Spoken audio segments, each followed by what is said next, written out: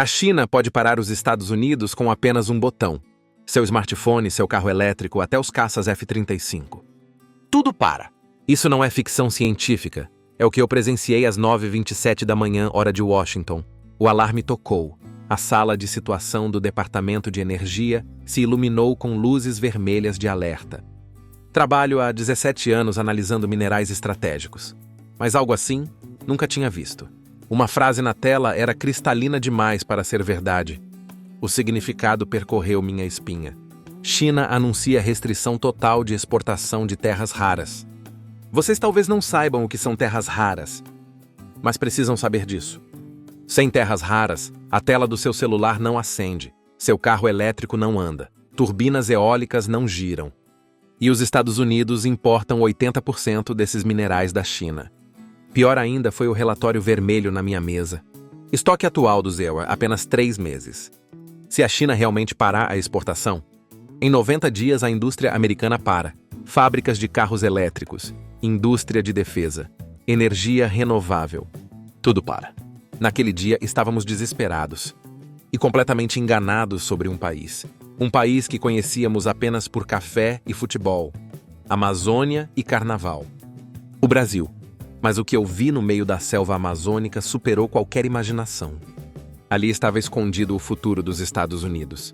Não, o futuro do mundo. 1h da manhã, reunião emergencial sobre segurança mineral.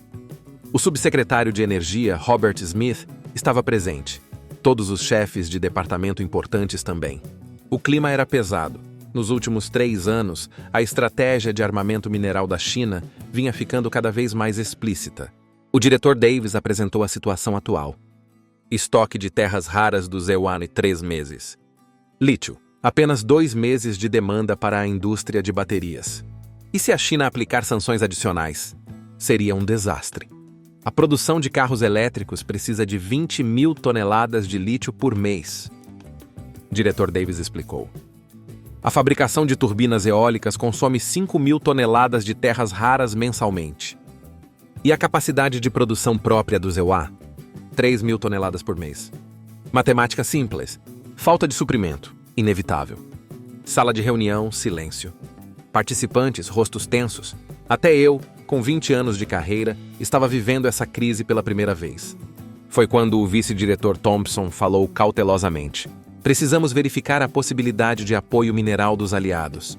Austrália, Canadá, Chile. Precisamos avaliar a capacidade de produção desses países e solicitar fornecimento emergencial. O diretor Davis abriu os dados de capacidade de produção de cada país. Austrália, 8 mil toneladas de lítio por mês. Canadá, 3 mil toneladas de terras raras. O Chile era similar, mas isso era insuficiente para o consumo do ZEWA. Durante a análise dos dados, o vice-diretor Thompson murmurou baixinho. Será que não deveríamos considerar o Brasil também? Mas nos dados, o Brasil estava listado apenas como item de baixa prioridade. Não havia informações concretas sobre capacidade de produção ou reservas.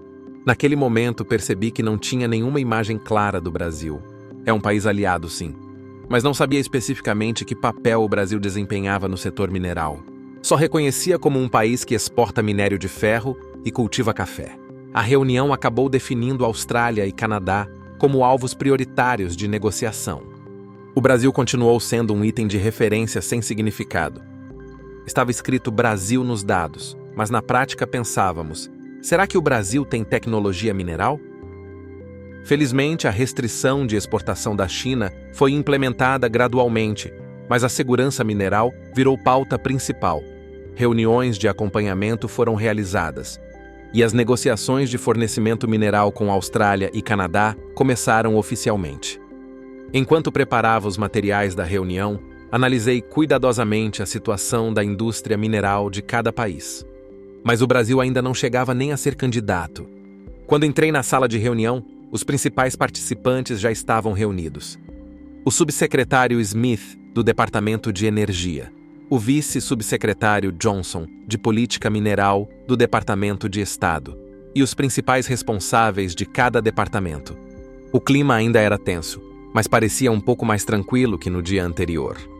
O diretor Davis relatou as perspectivas de negociação com a Austrália. O Departamento de Recursos da Austrália estava mostrando reação positiva. Porém, devido às limitações da capacidade de produção australiana, cerca de 10.000 toneladas por mês seria uma escala realista de apoio. O Canadá também estava projetado para apoiar em nível similar. Foi quando o vice-diretor Thompson trouxe o assunto do Brasil novamente. Será que não deveríamos investigar mais detalhadamente a capacidade mineral do Brasil? Mas a reação da sala foi fria. Entre alguns participantes até saíram risos de zombaria. O vice-subsecretário Johnson zombou. "Mememie? O que é isso? Nome de alguma liga esportiva?" Nem sequer conheciam direito a sigla do Ministério de Minas e Energia do Brasil. Outro participante falou: "Brasil? Sinceramente, o que podemos esperar? Não é um país que só faz carnaval, dança samba e joga futebol?" Risadas explodiram. O vice-subsecretário Johnson emendou: "A Amazônia é uma floresta que precisa ser protegida, não um polo industrial. As ONGs ambientais não vão ficar quietas." Exatamente. O Brasil deveria plantar árvores. A sala de reunião virou um mar de risos. Eu também estava rindo. Envergonhado de admitir, mas naquele momento eu realmente pensava assim. Na minha cabeça, o Brasil era um país que recebia apoio tecnológico dos ICUTER e exportava apenas matéria-prima. Mesmo que tivesse capacidade própria de produção mineral, achava que não seria comparável ao Siquewa, Austrália ou Canadá. Nos dados preparados pelo diretor Davis, o Brasil continuava classificado como baixa prioridade. Não havia nenhum número concreto sobre capacidade de produção ou situação de reservas. Estava apenas listado no item Outros Países de Recursos. O subsecretário Smith encerrou a reunião mencionando o Brasil com apenas uma frase: "O Brasil ainda é um país que depende da nossa tecnologia." No setor mineral também seria assim, ele definiu categoricamente. Ainda era um país desse nível. Essa era a avaliação dele. Os outros participantes acenaram com a cabeça. Era difícil imaginar que o Brasil tivesse capacidade independente de processamento mineral. Especialmente esperar tecnologia ou escala de produção no nível do ZEO era considerado impossível. No final da reunião, o vice-diretor Thompson sugeriu que pelo menos formalmente deveríamos consultar o Brasil. Era necessário mesmo que fosse para manter o equilíbrio com outros países aliados. O vice-subsecretário Johnson riu e disse: "Então vamos enviar uma notificação simples ao Brasil, perguntando se tem algum mineral sobrando?" Não era um nível que exigisse negociação ou diálogo formal. Essa era a avaliação dele. Naquele momento percebi como nossa percepção sobre o Brasil era superficial, mas ao mesmo tempo não achava que estava muito errado. Em 17 anos trabalhando no Departamento de Energia, nunca tinha ouvido falar que o Brasil mostrou conquistas notáveis no setor mineral. Depois da reunião, voltei ao escritório e redigi um rascunho de notificação simples. Era um conteúdo consultando a possibilidade de apoio mineral do governo brasileiro, mas não era uma solicitação genuína de cooperação. Era apenas um procedimento formal. Na segunda-feira seguinte, as negociações oficiais de fornecimento mineral com Austrália e Canadá começaram. Participei como membro da equipe de negociação, assumindo o papel de analisar a situação da indústria mineral de cada país e a possibilidade de fornecimento. Ambos os países mostraram vontade ativa de cooperação, mas havia limites claros na escala de fornecimento. O Departamento de Recursos da Austrália anunciou que era possível fornecer 10.000 toneladas de lítio por mês. O Departamento de Recursos Naturais do Canadá também apresentou cerca de 8.000 toneladas mensais, nível similar. Mas isso era terrivelmente insuficiente comparado ao consumo mensal de 50.000 toneladas do ZEUA. Ainda assim, na situação atual, qualquer apoio era desesperadamente necessário, então as negociações prosseguiram tranquilamente. Enquanto isso, ao Brasil enviamos apenas uma notificação extremamente formal. Era um ofício simples que o vice-diretor Thompson redigiu, referenciando meu rascunho. O conteúdo era: considerando que a demanda de minerais estratégicos do ZEUAD aumentou, caso haja minerais excedentes, pedimos que considerem o fornecimento. Não era uma solicitação de negociação formal, nem havia discussão sobre quantidades ou condições específicas. Era uma simples consulta. Ao revisar esse ofício, não criei nenhuma expectativa. Achava que a possibilidade de vir uma resposta significativa do Brasil era remota. Mesmo que viesse uma resposta, esperava que fosse no nível formal de "vamos considerar". Mas 3 dias depois, chegou uma resposta inesperada. Era uma resposta oficial do Ministério de Minas e Energia do Brasil. No momento em que li o conteúdo, fiquei perplexo. Não era uma resposta meramente formal. O funcionário brasileiro respondeu com um conteúdo muito concreto e profissional. Primeiro mencionou o Acordo de Soberania de Recursos, assinado em 2015. Especialmente citou precisamente a cláusula 17 do acordo. Eu nem sabia o que era essa cláusula. Procurei rapidamente o texto original do acordo de 2015. A cláusula 17 especificava que, em situação de crise de recursos, o direito de decisão de fornecimento é transferido ao país detentor. Ou seja, em situação de crise, o país que possui os minerais pode decidir as condições e prioridades de fornecimento. Falar sobre esse acordo na situação atual não era algo trivial. Mas na época em que assinamos essa cláusula, o lado americano pareceu não dar importância, porque achávamos que a possibilidade do Brasil ter capacidade de processamento mineral no nível dos Sexai-Rua era remota. Por isso aceitamos como cláusula formal. Mas na situação atual, essa cláusula ganhou um significado completamente diferente. Se o Brasil realmente possui capacidade substancial de produção mineral, não seriam os Ilha-Rua, mas o Brasil que teria a liderança no fornecimento. Isso era uma situação que não prevíamos de forma alguma. A resposta brasileira continha algo ainda mais surpreendente. Atualmente, o Brasil gerencia estoque de minerais de acordo com um plano estratégico próprio de recursos. E para solicitações de apoio externo, é necessária a análise cuidadosa. Especialmente, deve-se priorizar o desenvolvimento industrial do país e planos futuros. A parte mais chocante foi que o lado brasileiro disse que tomaria a solicitação do Zé Uniwa como referência, mas a decisão específica de apoio dependeria do julgamento abrangente do governo brasileiro. Era como se os Zé Uniwa tivessem se tornado a parte que pede permissão ao Brasil. Relatei essa resposta ao diretor Davis. O diretor Davis também não conseguiu esconder sua perplexidade. Não esperava que o Brasil reagisse de forma tão assertiva. Especialmente ficou surpreso que conhecessem precisamente a cláusula do acordo de 2015. O diretor disse que se o Brasil realmente possui capacidade considerável de produção mineral, a própria forma como avaliamos o Brasil até agora pode estar errada. Até então tratávamos o Brasil como simples exportador de matéria-prima, mas na realidade pode ter construído base de produção independente. Naquela tarde, reanalisei cuidadosamente todo o texto do acordo de 2015. Conteúdos que pareciam cláusulas formais na época da assinatura, agora, na situação atual, ganhavam significados completamente diferentes. Especialmente, havia várias cláusulas prevendo o caso da indústria mineral brasileira crescer. Sentia que o tabuleiro centrado nos Isebel-Mounil estava começando a tremer lentamente. Uma semana depois, chegou a resposta oficial do Brasil. No momento em que recebi o documento, duvidei dos meus olhos. Era a resposta oficial do Ministério de Minas e Energia do Brasil, mas o conteúdo era completamente diferente do que esperávamos. O governo brasileiro respondeu com reserva primária à solicitação de apoio mineral dos Ilha-Rua. O motivo era a necessidade de reavaliação de 3 meses, conforme plano estratégico de reservas internas. Não era simples recusa, mas conteúdo de julgar novamente após período de análise. Ao ler essa resposta, suspeitei que tivesse lido errado. Normalmente, nessa situação, os países aliados enviam respostas do tipo "faremos o máximo para cooperar" ou "desculpe pela falta de capacidade". Mas o Brasil respondeu com o tom de quem tem o poder de decisão.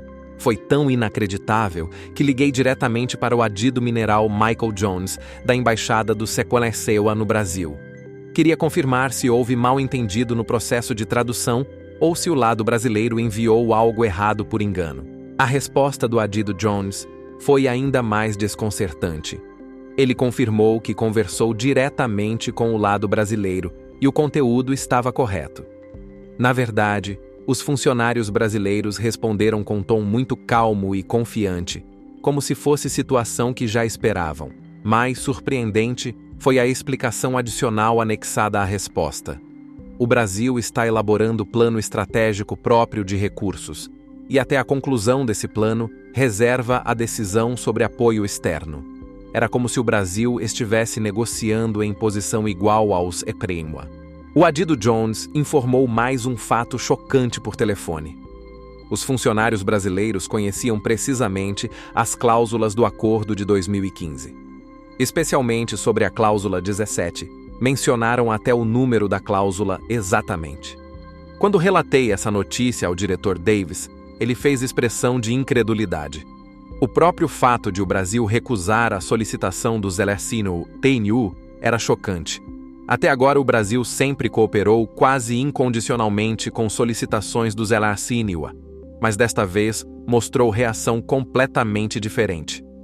Quando o relatório subiu ao subsecretário Smith, a reação foi ainda mais intensa. O subsecretário Smith gritou: "O quê? O Brasil ousou nos recusar?" Ele releu o documento com expressão de incredulidade. O vice-subsecretário Johnson disse que não acreditava que o Brasil não estava nos ouvindo. Analisou que era estranho o Brasil mostrar essa reação de repente, quando até agora quase não contestava políticas do EPSU. Com coração angustiado, liguei mais uma vez para o Adido Jones pedindo reconfirmação. Perguntei se o lado brasileiro forneceu explicação adicional ou material complementar. O Adido Jones transmitiu que o lado brasileiro deu resposta muito preparada. Parecia que tinham previsto essa situação antecipadamente e preparado contramedidas. O vice-diretor Thompson analisou a situação mais friamente. Se olhar detalhadamente o conteúdo da resposta brasileira, não é recusa completa. Sendo que vão reconsiderar após 3 meses, ainda resta possibilidade de cooperação, era o julgamento dele. Após a resposta inesperada do Brasil, comecei a passar noites em claro. Em 17 anos trabalhando no Departamento de Energia, era a primeira vez vivendo essa situação. Tinha a intuição de que o Brasil não recusou simplesmente por falta de capacidade, mas por alguma outra razão. Na manhã seguinte, decidi começar a investigação oficial sobre a indústria mineral do Brasil. Era necessário confirmar quão imprecisas eram as informações que tínhamos sobre o Brasil. Especialmente queria saber qual era a base para o Brasil se manifestar tão confiantemente. Primeiro comecei a contatar antigos colegas. Entre eles, liguei para o coronel James Williams, ex-responsável de política mineral. Williams tinha experiência de trabalho no Brasil no início dos anos 2010. Perguntei se sabia algo sobre instalações minerais brasileiras. Williams atendeu o telefone e imediatamente contou história interessante. Durante visita ao Brasil em 2013, lembrava de ter visto projeto gigantesco de linha de transmissão na região amazônica. Na época, pensou que era apenas inspeção de instalação de energia, mas pensando agora, a escala era considerável. Pedi informações mais concretas a Williams. Perguntei se havia fotos tiradas na época ou materiais relacionados guardados. Williams disse que, provavelmente, havia algumas fotos salvas no computador pessoal. Prometeu enviar por e-mail depois. Naquela tarde, chegou o e-mail de Williams. No momento em que vi as fotos anexadas, fiquei chocado. Aparecia a enorme estrutura de torre de transmissão no meio da selva, e ao redor havia várias estruturas de suporte instaladas. Para simples instalação de energia, a escala era grande demais. Imediatamente encaminhei essas fotos à equipe de análise de imagens de satélite da CIA. Consultei se era possível obter informações mais detalhadas, comparando com fotos de satélite atuais. O Dr. Kevin, da equipe de análise, prometeu informar o resultado em 24 horas. Até sair o resultado da análise adicional do Dr. Kevin, passaram-se 3 dias de ansiedade. Toda noite eu descia à sala de análise subterrânea da CIA. Sob luz fluorescente, fotos de satélite espalhadas. Brasil, Amazônia, selva. Algo escondido dentro disso. Só ecoava o som dos meus passos no corredor. No terceiro dia, às 4 da manhã, chegou mensagem do Dr. Kevin. Venha agora mesmo. Peguei táxi. 20 minutos até a sede da CIA. O doutor estava esperando na sala de situação do terceiro subsolo. Rosto sério. Olhe isso. Foto de satélite apareceu na tela grande. Meu Deus! Primeiro material eram mapas de reservas minerais do Brasil.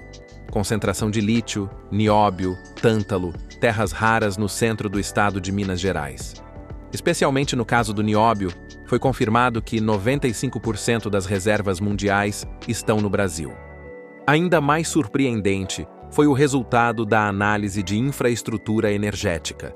Através do projeto de linha de transmissão de Roraima, o Brasil integrou todo o território nacional em rede elétrica única. Agora, era possível fornecimento estável de energia até interior da Amazônia, condição essencial para mineração e processamento mineral. O Dr. Kevin mostrou o mapa na tela do computador.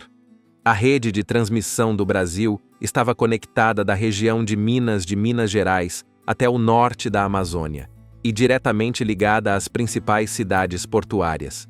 Parecia haver sistema de transporte de recursos operando sistematicamente. Perguntei qual era a escala das instalações, e o Dr. Kevin disse que através de análise precisa, apenas a linha de transmissão de Roraima podia fornecer 4 gigawatts de energia. Era nível capaz de operar dezenas de grandes fundições. Olhando esses materiais, fui ficando cada vez mais perplexo. Considerando a altura e disposição das torres, capacidade de fornecimento elétrico, estrutura de conexão com área mineira, isso não era simples infraestrutura de energia. A análise do Dr. Kevin era que tinha alta possibilidade de ser base estratégica para a indústria mineral em larga escala. O Dr. Kevin apresentou dados ainda mais concretos. A taxa de energia renovável do Brasil chegava a 77%. Isso significava poder fornecer energia ambiental enorme necessária para processamento mineral. Também o fato de possuir 95% do nióbio mundial mostrava que o Brasil tinha poder de dominação absoluta nessa área. Inclusive, o resultado de análise de foto de satélite confirmou que desenvolvimento mineral em larga escala estava em andamento no estado de Minas Gerais. Isso sugeria possibilidade de não serem minas individuais, mas um cinturão industrial mineral gigantesco. O Dr. Kevin chegou à conclusão chocante no final. Vendo a escala e sistema dessa infraestrutura, isso não deveria ser visto como simples exportação de recursos, mas como império mineral estratégico. Segundo a expressão dele, era a escala próxima a ecossistema econômico, combinando energia e minerais. Imediatamente relatei esse resultado de análise ao diretor Davis. O diretor Davis olhou o material e ficou sem palavras por um tempo.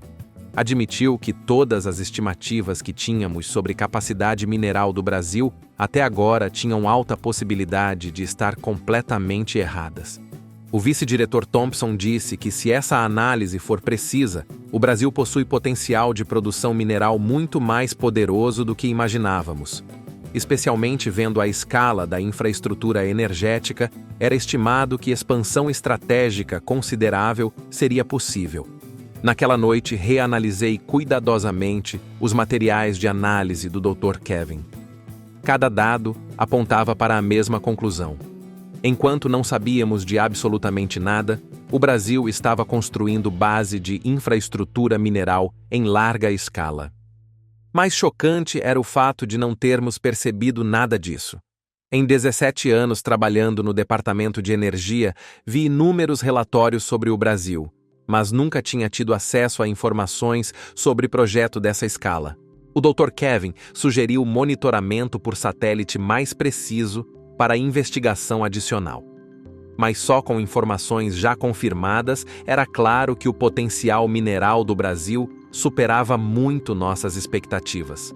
Parecia ter chegado a hora de mudar fundamentalmente a perspectiva com que olhávamos o Brasil. Uma semana após resultado de análise de foto de satélite, o Departamento de Energia decidiu enviar equipe oficial de inspeção ao Brasil. Não podíamos mais depender apenas de especulações. Fui selecionado como membro da equipe de inspeção e, pela primeira vez, pisaria em solo brasileiro. Quando chegamos ao aeroporto de São Paulo, o calor bateu no rosto. O lado brasileiro tinha o subsecretário de Minas e Energia, Carlos Silva, pessoalmente presente. Normalmente vêm funcionários operacionais, mas subsecretário vir pessoalmente, algo não estava trivial. O aperto de mão do subsecretário Carlos era firme. Sentia-se confiança no olhar dele. Rodamos 5 horas, a cidade desapareceu e a selva apareceu. Pela janela se estendia verde infinito. E então aquilo apareceu. A respiração parou.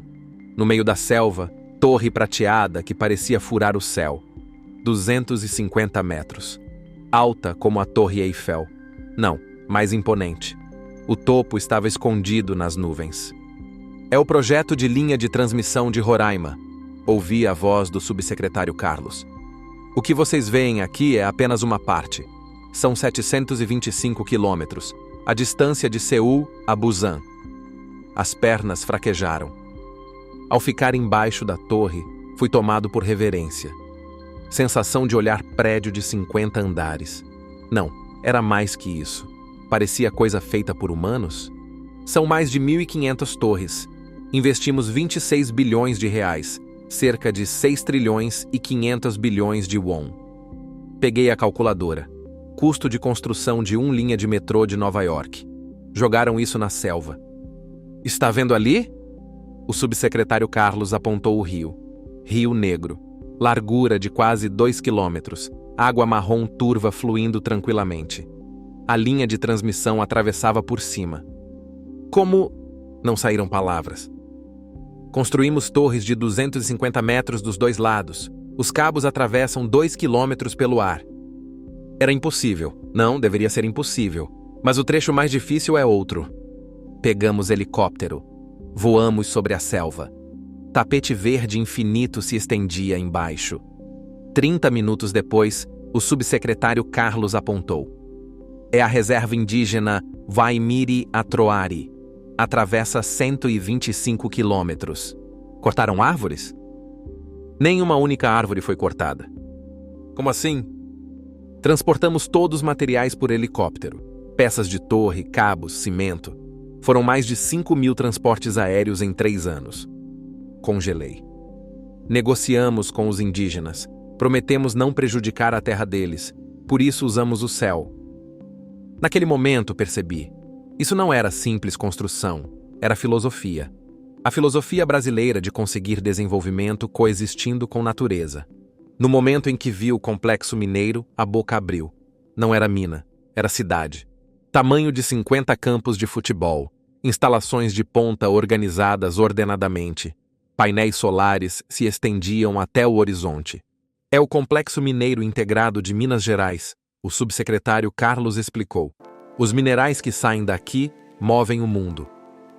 Vamos começar com o nióbio. Número apareceu na tela grande. 95%. O que significa? De cada 100 nióbios da Terra, 95 são do Brasil. Meu Deus! Seus caças F-35, usinas nucleares, smartphones, não conseguem fazer nada sem o nióbio brasileiro. Próximo número apareceu. 390 mil toneladas. São as reservas de lítio, 7º lugar mundial. 390 mil toneladas significa... quantidade para baterias de 500 milhões de carros elétricos. Atualmente há 40 milhões de carros elétricos no mundo inteiro. Dá para calcular, né? Não precisava de calculadora. O Brasil estava segurando 100 anos de futuro. E as terras raras? O subsecretário Carlos sorriu. Reservas em 2º lugar mundial. Mas ainda 95% está no subsolo. Significa que não extraímos. Por quê? Porque não precisa. Só o nióbio já é suficiente. Isso era mais assustador. Jogador que nem mostrou as cartas. O Brasil nem tinha começado o jogo de verdade ainda. E isto? A tela mudou. 77%, taxa de energia renovável, hidrelétrica 79%, eólica 15%, solar 6%. 77%? Sim, o ZEUA tem 20%, né? Não tinha o que dizer. Sabe o que isso significa? O subsecretário Carlos apontou a mina. O refino mineral precisa de energia enorme. Para fazer 1 tonelada de nióbio, gasta a eletricidade que 10 mil carros elétricos usam. A China usa usinas termoelétricas a carvão, soltando carbono. Os EUA também. Ele olhou para o céu. Nós fazemos com sol e água, de graça e limpo. Então o Brasil... Sim, somos o único país que consegue fazer minerais ecológicos pelo preço mais barato. O jogo acabou. Não, nunca foi jogo. O Brasil já tinha montado todo o tabuleiro de xadrez. Na manhã seguinte, abri o texto original do acordo de 2015 no hotel. A cada linha que lia, suor frio escorria. Cláusula 17. Em poucas palavras, era a cláusula de país que tem recurso é rei. Conteúdo de que, em crise de recursos, direito de decisão de fornecimento passa para país detentor. A situação atual era exatamente isso. Mais chocante foi a cláusula 18. O Brasil decide para quem, quanto e a que preço vende 100%. Nós apenas esperávamos a decisão do Brasil. Reunião matinal com o subsecretário Carlos. Perguntei com voz trêmula. Subsecretário, essas cláusulas realmente se aplicam agora? O subsecretário Carlos tomou um gole de café e disse calmamente. Senhor Kane, em 2015, quando escrevemos essas cláusulas, o lado americano riu, dizendo: quando o Brasil vai virar potência de recursos? Ele olhou pela janela. Ao longe aparecia a torre de transmissão. Levou 10 anos, mas esse dia chegou. Naquele momento percebi. Viramos a parte que implora. O Brasil não pede mais permissão a nós. Brasília, centro da cidade, restaurante tranquilo. O subsecretário Carlos estava sentado com roupa casual, gravata solta, mangas arregaçadas. Pela primeira vez parecia humano. Sr. Kane, vamos tomar uma cerveja? Saiu cerveja brasileira, gelada e refrescante. Está curioso, né? Como chegamos até aqui? Acenei com a cabeça. O subsecretário Carlos olhou pela janela. O olhar dele parecia voltar 25 anos atrás. Era 1998. Eu era engenheiro recém-formado da Universidade de São Paulo. Primeiro emprego foi consultoria de mina da Amazônia. Ele tomou gole de cerveja. Um dia veio executivo de empresa estrangeira. Era alemão, de terno, relógio caro. Ele disse algo ao minerador brasileiro. A voz do subsecretário Carlos tremeu. Vocês cavam, nós pensamos. Sim, essas palavras perfuraram meu peito como faca. A mão dele fechou em punho. Por quê? Por que só vendemos terra eternamente? Por que não pensamos por nós mesmos? Por que temos que viver só como subcontratados de países ricos? Silêncio fluiu. Naquela noite não consegui dormir. O subsecretário Carlos me olhou diretamente. 4 da manhã decidi. Vou fazer um dia em que o Brasil não se ajoelhe para o mundo. Vocês cavam, nós pensamos? Não. Nós cavamos, nós pensamos, nós fazemos. O olhar dele queimava. Levou 25 anos. Estudei mais engenharia, mestrado, doutorado. Estudei política energética, entrei no serviço público, comecei de baixo. Encontrei o projeto da linha de transmissão. Todos disseram que eu era louco. Linha de transmissão na selva? Impossível. Passar por terra indígena? Nunca vai rolar. Torre de 250 metros? Vai cair com tempestade. O subsecretário Carlos riu. Ouvi mais de 100 vezes que era impossível. Mas fizemos. Ele apontou pela janela. Ao longe, aparecia a torre de transmissão. Está vendo aquilo? Não é torre de transmissão. É o despertar do Brasil.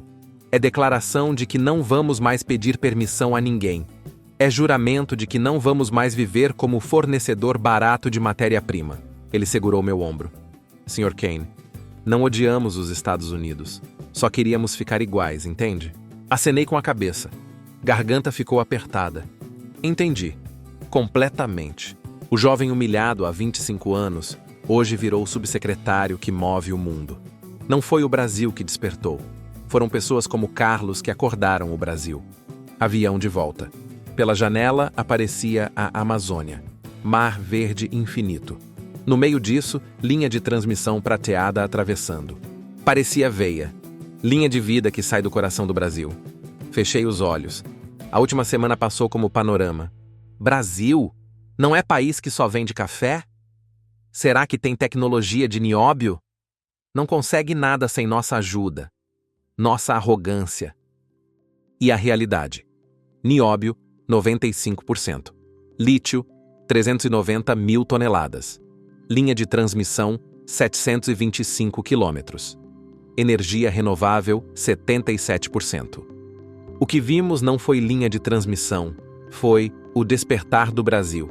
Silencioso, mas imparável, discreto, mas temível, esse tipo de despertar. O jovem humilhado há 25 anos, hoje virou pessoa que move o mundo. You dig, we think. Não era isso. O Brasil cava, pensa, faz e decide. Agora, chegada a Washington, escrevi relatório. O título era: Não fomos nós que acordamos o Brasil, foi o Brasil que nos acordou. Colegas leram. Ninguém disse nada. 3 meses depois, notícia apareceu. Brasil assina parceria estratégica de nióbio com a China. Escritório agitou. Olhei pela janela e a pergunta ficou: quando os Estados Unidos vão acordar? 1 ano depois fui ao Brasil novamente. Dessa vez não fui implorar, fui aprender. O subsecretário Carlos saiu no aeroporto. Sr. Kane voltou. Subsecretário, nos ajude por favor, nos ensine. Ele sorriu. Agora sim começa o diálogo de verdade, como parceiros iguais. Apertamos as mãos. Dessa vez minha mão tremeu, como quando se encontra alguém que se respeita. No avião voando sobre a Amazônia escrevo isso. Pergunto a você: seu país está preparado? O Brasil se preparou por 25 anos. E você?